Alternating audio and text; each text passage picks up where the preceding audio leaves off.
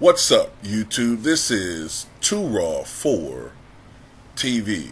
Alright, so James Harden, Joel Embiid, and the Philadelphia 76ers will begin their playoff journey this upcoming weekend.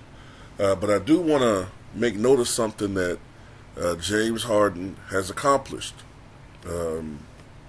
Another thing, I did a video. I think I did it yesterday or the day before yesterday when I said that James Harden has the longest active playoff streak of 14 consecutive seasons, going all the way back to his rookie year of 2009-2010. Well, James Harden also this year became the only player in the history of the NBA to win 3 scoring titles and also 2 assist titles. He breaks a tie that he was holding with Wilt Chamberlain, who had 7 scoring titles, but an assist title.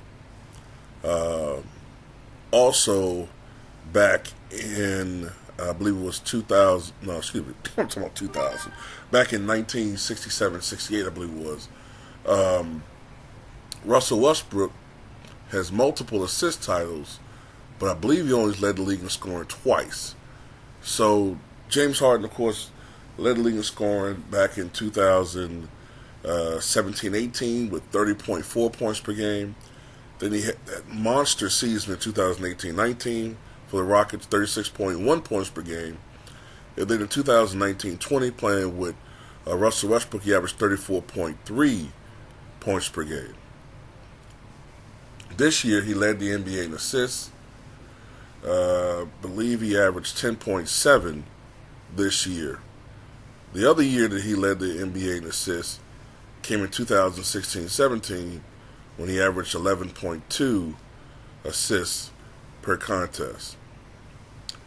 Players that have won scoring titles and assist titles include the 2 I just mentioned, James Harden and Russell Westbrook. Also include Oscar Robertson, Jerry West, Wilt Chamberlain, and of course, LeBron James. So, even though we knocked James Harden, man, at the end of the day, he is one of the great players in the history of the NBA. Where he ranks, it's subjective. You know what I mean? And let me say this about the playoff thing. Let me make it clear about what I'm saying when I say James Harden chokes. I'm not saying that he doesn't have great games. He does. He has great games. He's had great series.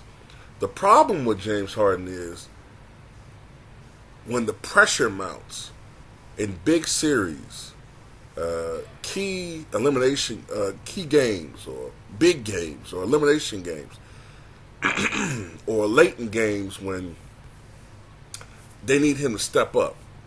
Those are the moments when James Harden can be shaky. And sometimes the box score can be misleading. Not to dump on him, but for instance, Game 6, 2019 Western Conference Finals. They're hosting the Warriors. The Warriors don't have KD. Remember, that's when KD had the lower leg injury, which ultimately became the Achilles rupture when he made that token appearance in that finals against the Raptors. But remember in Game 6, if you look at the final scores, it said Curry 33, James Harden 35, if I remember serving correctly. So you say, well, Mike, what are you talking about? They both had great games. But this is the thing. If I remember correctly, Curry went scoreless in the first half of that game. He scored 13 in the third, 20 in the fourth. Whereas James Harden scored 30 of his 35 in the third quarter, 4 or 5, I think 5 in the fourth quarter, but 4 turnovers in the fourth quarter.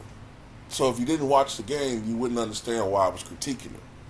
That's why casuals irritate the hell out of me, because they look at stat sheets and they don't really understand where we're coming from. You actually watch the game, the flow and ebb of the game. Anyway, wasn't trying to shit on him, but I guess I did, didn't I?